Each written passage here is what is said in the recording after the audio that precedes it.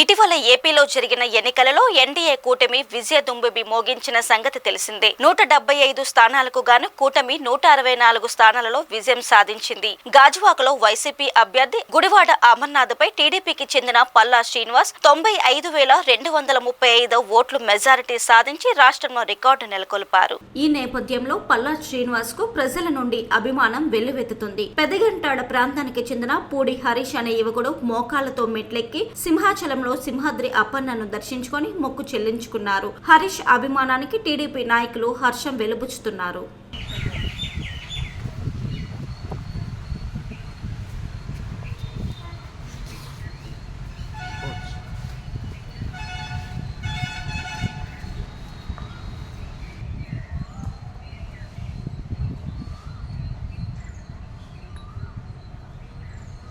మీరు నడుచుకొని వెళ్ళాలని కష్టం.